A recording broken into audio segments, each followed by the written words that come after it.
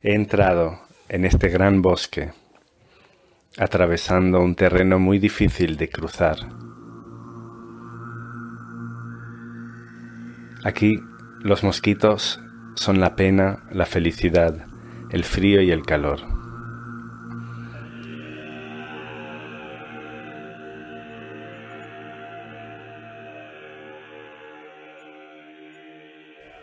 La avaricia tiene formas de depredadores y reptiles. Las pertenencias son escollos en el suelo, y el deseo y la rabia son los bandidos que merodean por sus caminos.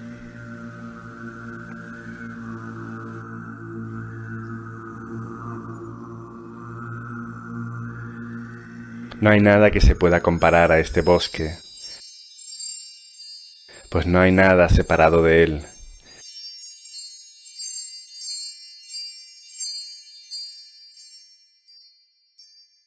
Está aquí mismo.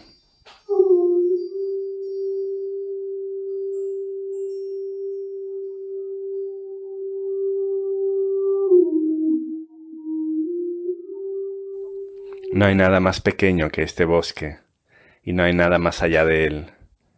No hay nada más miserable que este bosque, ni nada que alcance la felicidad que produce. Los 7 sabios son sus visitantes. Cuando se marchan, el bosque desaparece, y otro bosque precioso aparece en su lugar. El bosque del instante. Seguimos con la historia de Rama y Sita, o Sita y Rama, en este bosque del instante, en este bosque del parpadeo, que sería la traducción literal de Naimisha. Se contaron todas las historias de las eras anteriores, todas las historias de los orígenes de la humanidad. Y cada historia lleva a muchas otras. Esta es la belleza de este tesoro de narraciones y imágenes y símbolos.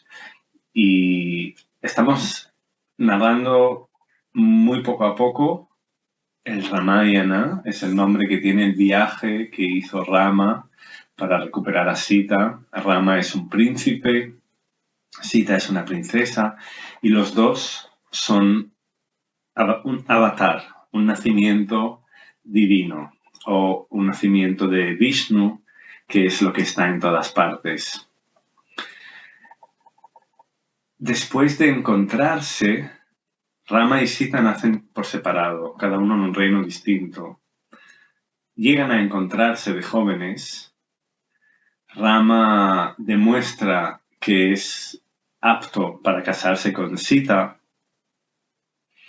y inician el viaje de vuelta hacia el reino de él, y en el camino se encuentran con Parashurama, que es un avatar de Vishnu también, pero anterior a Rama, porque los avatares de Vishnu nacen en orden, dentro de ese proceso cíclico de creación y destrucción. Todo esto ha salido en episodios anteriores, recientes. Estoy resumiendo este encuentro, la historia del Ramayana para llegar a ese encuentro entre Rama y Parashurama, que es el avatar anterior a él, y en ese momento me parece que es necesario hablar de los avatares, y por eso en estos episodios recientes anteriores hemos empezado a hablar de los avatares anteriores a Rama, desde el primero, que es el Matsya Avatara, el avatar del pez. Y después de Matsya se suele contar la historia de Kurma, que es el avatar tortuga. Y esa historia no es cualquier historia. Ya no es solo la historia del avatar, sino que todo lo que conlleva esa historia se considera como una de las historias base de toda recopilación de narración de estas narraciones de de la India. Hay básicamente como recopilaciones, se considera Ramayana, la historia de Rama, o el Mahabharata, la gran historia de la guerra que terminó con la era anterior a la nuestra. Estas dos recopilaciones de historias son Itihasa, que significa algo así como así pasó. Así de qué manera, porque son historias muy simbólicas, pero eso es un misterio que iremos narrando aquí. Y otra recopilación posible es Purana, que son historias antiguas o historias del origen, y que para que un recopilatorio se considere Purana, que se considere un recopilatorio digno del origen, tiene que tener como mínimo la historia del avatar de Kurma, la historia de la razón por el nacimiento de este avatar. Por eso, lo que digo es una historia fundacional, explica todo lo que estamos contando aquí y es la base de los procesos, de todo lo que está pasando. Y esa historia incluye tanto el Mahabharata como el Ramayana. Porque es una historia que habla de los Deva, que son los dioses brillantes, y sus enemigos, que son los Asura, que son lo contrario. Si los Devas son libertad e inspiración, los Asuras serían control, poder, lo contrario a liberación, pero sí que conllevan mucho poder. Y hay mucho que decir sobre eso, pero lo dejamos para otros días, pero siempre están enemistados los Deva contra los Asura. Y hubo un solo momento, quizá por eso es tan importante esa historia, en el que se pusieron de acuerdo, que fue para extraer de las aguas cósmicas del universo el elixir de la inmortalidad. Y hago las pausas porque me estoy emocionando por lo que está viniendo, porque todo eso está abriendo muchas puertas a la vez cuando hablamos de estas cosas. Pero bueno, espero que también quien lo oiga lo viva así. Y voy poco a poco. El elixir de la inmortalidad que está disuelto en las aguas cósmicas. Quien dice aguas podría decir el cielo estrellado, también son aguas sutiles, el líquido que lo permea todo.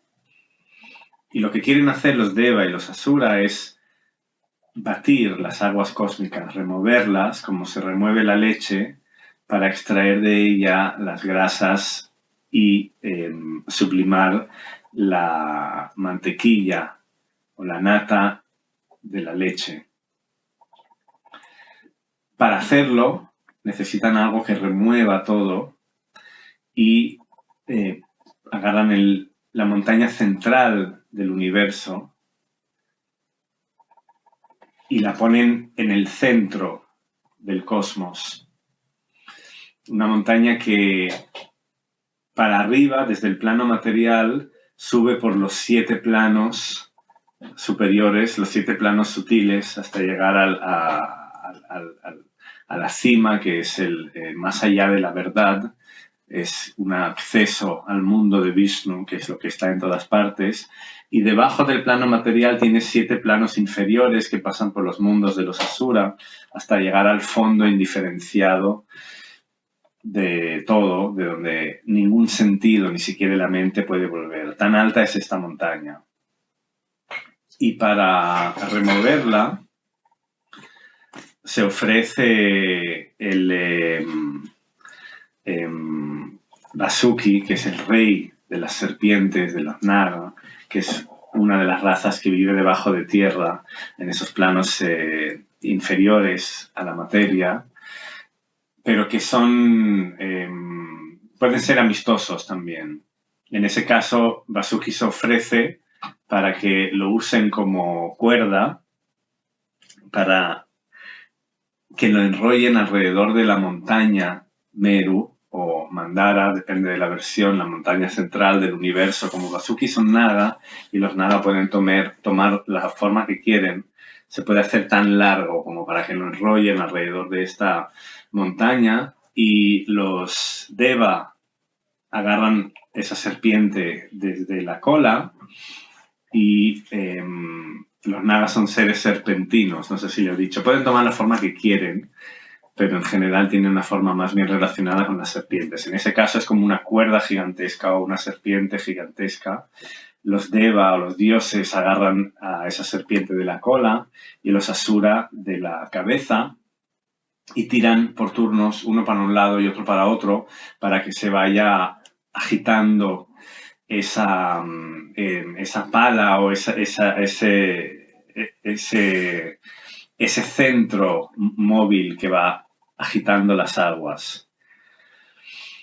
Y lo que pasa es que como quieren colocar esa montaña sobre las aguas, no hay nada que la sostiene y se va hundiendo, lo cual haría la empresa imposible, a no ser que en este momento aparece el avatar de Vishnu, un nacimiento de Vishnu que tiene forma de tortuga y se ofrece para que coloquen sobre su caparazón ese eje, y así se sostiene en el nacimiento de la divinidad en forma de tortuga, que es un ser anfibio y que puede nadar, por tanto sostenerse en esas aguas, y además tiene el poder de sostener en su caparazón el eje que va a agitar todas las aguas cósmicas. Este es el segundo avatar de Vishnu, el avatar Kurma.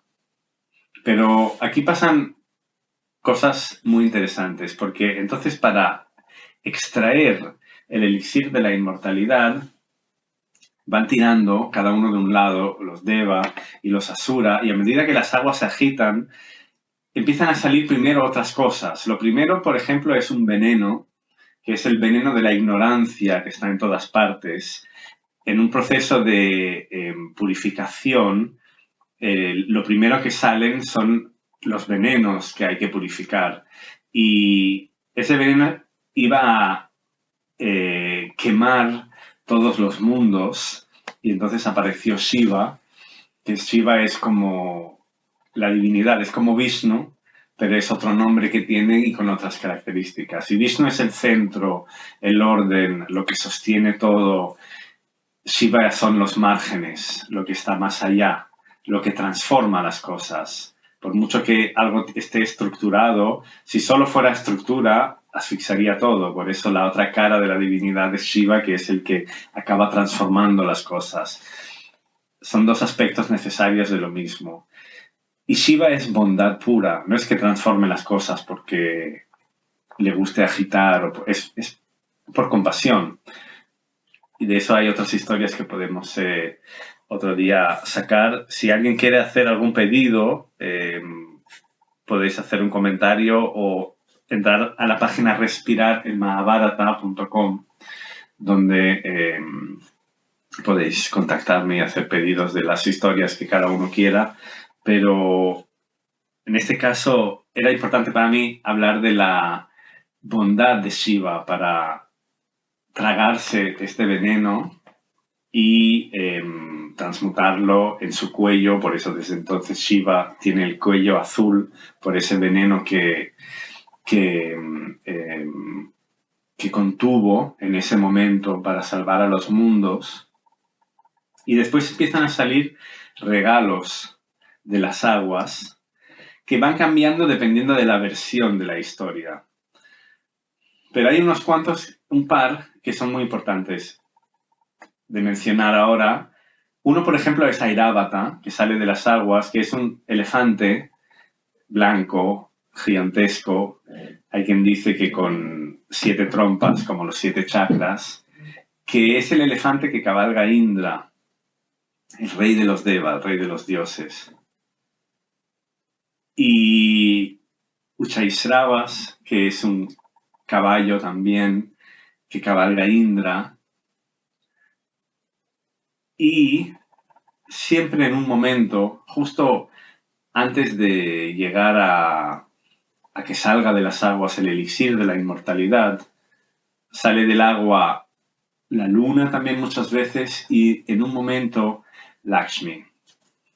Y esta era la parte importante que era muy importante para mí mencionarlo. Lakshmi es la energía de Vishnu, la Shakti de Vishnu.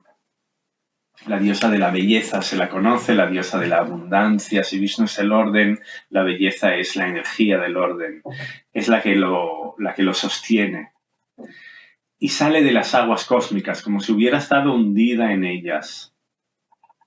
Ese proceso es lo que pasa en el Ramayana. Ahí introduzco esto.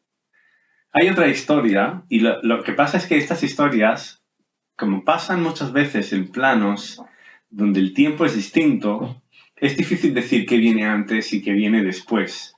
Pero hay otra historia que está relacionada con esto, que es el encuentro de Indra, que es el rey de los dioses, que además Indriya son los sentidos. De Ind es descender. De ese verbo Ind se deriva Indriya, los sentidos, como si los sentidos fueran algo que desciende sobre la conciencia. Y Indra es el dios de las lluvias y también de los sentidos. Tiene mucha coherencia interna estas historias. Y es el rey de todos los dioses, de todos los Deva, de los dioses brillantes. Pues él estaba cabalgando en su plano sobre su elefante Airavata y se encontró con un rishi, uno de estos sabios que representan a la conciencia pura, que se llama Durvasa, que es un sabio, un rishi que se enfada muy rápido, que es uno de los puntos débiles de los rishi, porque en los estados más altos de concentración, uno de los últimos escollos que hay es el de la agresividad, el de perder la paciencia muy rápido. Y eso a Durvasa le pasaba mucho. Y cuando Durvasa se encuentra a Indra, le ofrece una flor. Y el elefante de Indra, Airavata, se asusta o se emociona, algo le pasa que se agita por el aroma de esa flor y haciendo ruido la tira de la mano del sabio y la pisotea. Y sabio acusa no solo al elefante sino a Indra también de esto. Y se enfada tanto que le dice que has rechazado a Lakshmi, has rechazado a la belleza, has rechazado a la diosa de la belleza o a la energía de la belleza. Y por eso que tú también pierdas todas las cualidades que ella da, que pierdas la abundancia y que pierdas la energía que da esta diosa. Y Indra se queda totalmente tan débil que se hunde en el fondo de las aguas y se queda viviendo dentro del tallo de un loto, de un tallo hundido en las aguas. Después hay otras historias relacionadas con esta que explican otras razones por las que Indra cayó y cómo sale de estas aguas. Porque están pasando en diferentes planos y las historias se relacionan de una manera que no es lineal, como conocemos la linealidad en nuestra manera de ver la historia en el mundo material. Las historias de Indra las dejamos para otro día, pero aquí lo importante es que, de alguna manera, al caer Indra a las aguas, es como si Lakshmi hubiera caído en ellas. Y después Lakshmi necesita un proceso de renacer de estas aguas, que es en este agitar de las aguas cósmicas, y también de alguna manera está cercana a Vishnu. Vishnu sostiene el eje que agita las aguas y de esas aguas renace Lakshmi. Esa relación de las dos caras de este avatar, en un punto, es lo que pasa en el Ramayana, que es Rama, que es Vishnu o que es Kurma, buscando a Lakshmi, encontrándola y después lo dejo ahí abierto porque el final del Ramayana es muy misterioso. Entonces hay ese proceso de recuperación y no recuperación, de renacimiento y no renacimiento de Lakshmi que tiene mucho que ver con el Ramayana. Y después de que salga Lakshmi de las aguas, siguen agitando los Deva y los Asuras, siguen agitando mucho tiempo. Y entonces Vasuki, la cuerda que usan, se calienta tanto de la fricción, de ese agitar de la montaña, que empieza a sacar llamas por la boca y esas llamas calcinan a los Asura, por eso su color es oscuro desde entonces, y empiezan a saltar de esa montaña, que el eje al final es una montaña, empiezan a saltar flores y plantas a las aguas y las raíces se estrujan y sus líquidos se diluyen dentro de las aguas cósmicas y todo está rodeado de estas aguas que mezclan todas las minerales y propiedades naturales de la montaña y hace tanto calor porque la serpiente que está enroscada alrededor de esta montaña está ardiendo, que empiezan a elevarse nubes negras del humo que sale de las llamas que salen de la boca de la serpiente y de las plantas que se queman en su contacto, y empieza a llover lluvia negra sobre todos los Deva y los Asura que están allí haciendo este esfuerzo hasta que llega un momento en que casi no pueden más y entonces Vishnu les da dentro de su cuerpo una última fuerza, un último impulso que hace que hagan el esfuerzo final para que salga de las aguas cósmicas Danavatari, el médico de los dioses, y en su mano tiene un recipiente con el elixir de la inmortalidad. Y lo que pasa entonces es que los Deva y los Asura se lanzan sobre ese elixir de la inmortalidad. Y la batalla que tienen por él es la que estamos viviendo. El eco de esa batalla son todos los conflictos de agresividad y de violencia, desde los más sutiles hasta las tristes guerras del mundo. Es un eco de esa batalla de los Deva y los Asura por el elixir de la inmortalidad que pasa en ese plano que está dentro y fuera del tiempo en el que ellos viven. Y el Mahabharata, la historia de la gran batalla que hizo caer la era anterior a la nuestra, habla de esto, porque de hecho al principio del Mahabharata se cuenta esa historia también y se dice que la guerra que hizo que terminara la era anterior a esta, en la que todavía había gente que sabía lo que tenía que hacer, esa guerra es un eco de la batalla de los Deva y los Asura por el elixir de la inmortalidad. Por eso decía al principio del episodio de hoy que esta historia es tan importante. El segundo avatar de Vishnu es Kurma, la tortuga, que sostiene esta montaña, que sirve de eje para batir las aguas cósmicas y extraer el elixir de la inmortalidad. Y en ese proceso se recupera a Lakshmi, que se había escondido, se revela, que esto recuerda al Ramayana, y ese proceso también, la batalla por ese elixir de la inmortalidad, que en un momento los Deva y los Asura se ponen de acuerdo y después luchan entre sí por ese elixir que ellos mismos extrajeron del agua juntos, es la explicación del Mahabharata y de todas las batallas que vivimos, internas y externas. Si esto no es increíble, ya no sé qué es, porque para mí estas historias tienen tantos niveles de lectura y se despiertan tantas imágenes de ellas que me parece maravilloso. Espero que lo hayas disfrutado como yo y seguimos en el próximo episodio con el próximo avatar.